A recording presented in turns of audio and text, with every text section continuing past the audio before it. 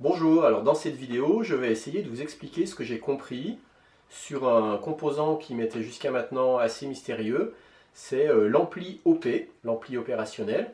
J'ai fait des petites expériences avec deux amplis, l'OP 177 et le LM324. Concrètement, voilà comment se présente l'OP 177 à gauche, qui n'a qu'un seul ampli dans la puce, et le LM324 qui contient 4 amplis dans la même puce.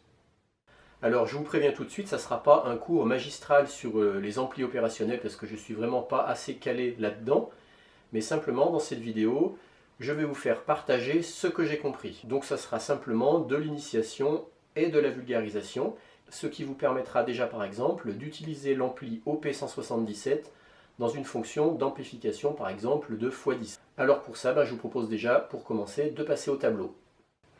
Alors voilà déjà comment on représente un ampli OP de façon schématique dans un circuit.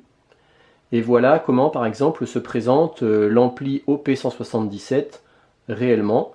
Donc là bien sûr agrandi avec en l'occurrence ces 8 pattes et l'encoche qui permet de repérer dans quel sens sont les pattes. Alors l'ampli OP étant un composant actif, c'est-à-dire qu'il doit être alimenté, eh bien il a des broches d'alimentation.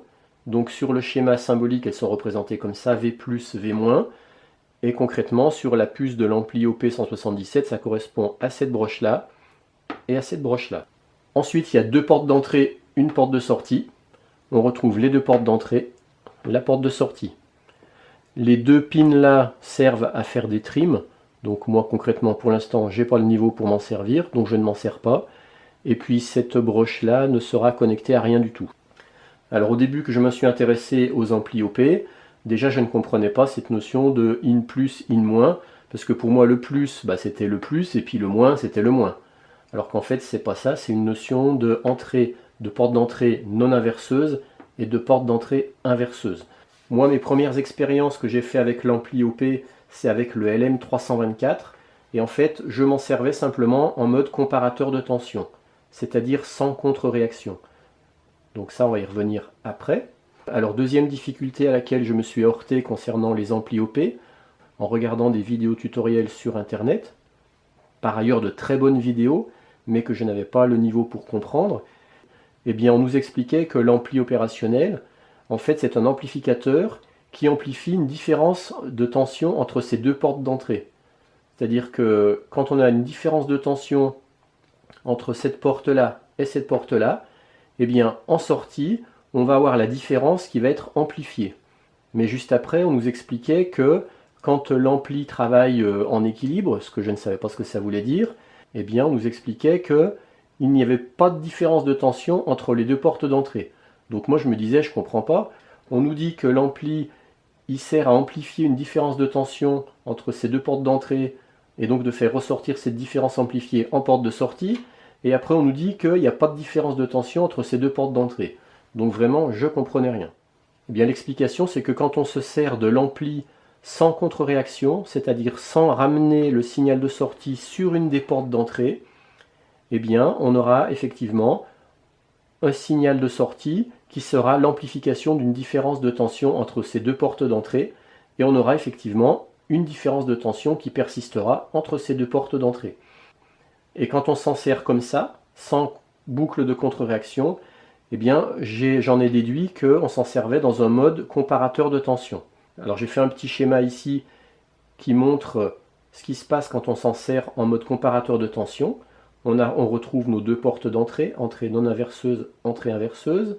Dans mon cas, pour faire mes expériences, je l'ai alimenté en plus 5 volts sur la broche V+, et le ground du circuit ou la masse 0 volts sur la broche V-. Et puis j'ai fait des expériences en mettant différentes tensions sur les portes d'entrée. Et j'en ai conclu que à chaque fois que j'ai la porte non inverseuse qui a une tension supérieure ou égale à la porte inverseuse, eh bien en sortie je retrouve la valeur de tension qui correspond quasiment à la valeur d'alimentation de l'ampli. Par contre, quand la tension de ma porte non inverseuse est inférieure à la tension de la porte inverseuse, eh bien en sortie ici j'avais 0 volts qui correspond à cette broche d'alimentation V-. Alors je résume, quand la tension appliquée sur la porte d'entrée non inverseuse est supérieure ou égale à la tension appliquée sur la porte d'entrée inverseuse, en sortie, je retrouvais à peu près 4 volts, qui correspond quasiment à la tension d'alimentation de la broche, V+.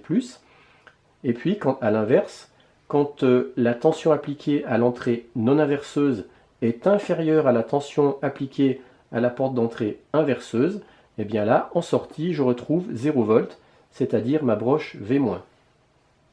Et donc j'ai pu vérifier que quand j'ai à peu près 4 volts en sortie ici, eh bien je peux alimenter une LED sans problème, puisque du courant va sortir de mon ampli. Et inversement, quand j'ai 0 volts au niveau de la sortie, je peux alimenter une LED branchée dans l'autre sens, ce qui fait que j'ai bien du courant qui peut rentrer dans l'ampli.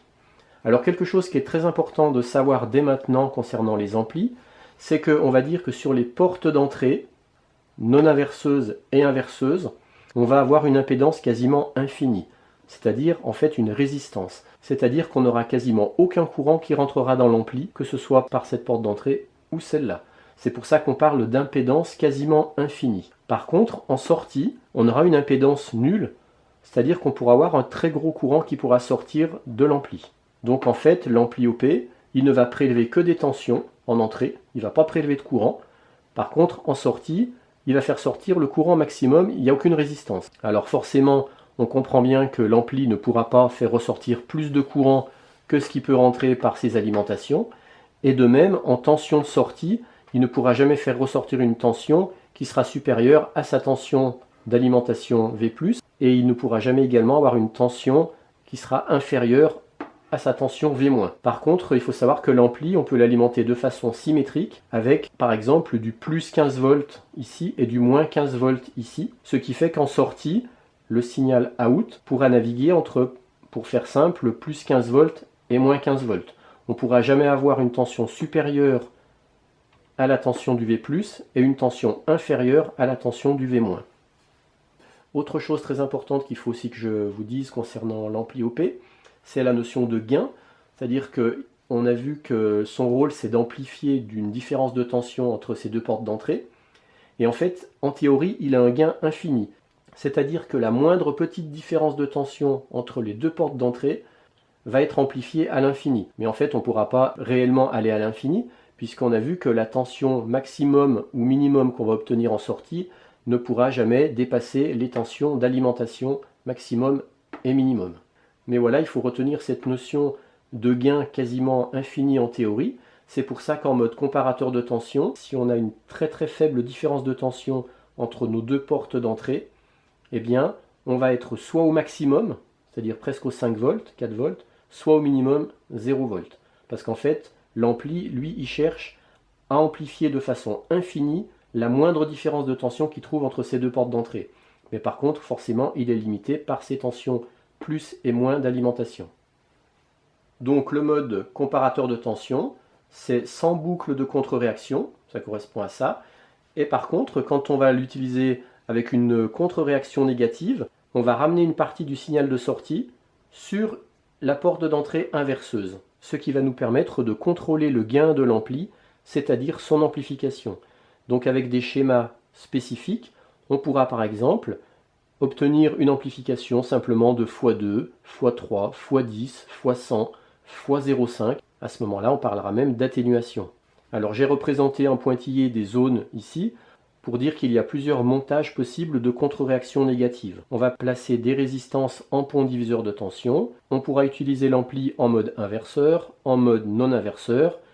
Voilà, enfin il y a une multitude d'utilisations possibles de l'ampli avec une contre-réaction.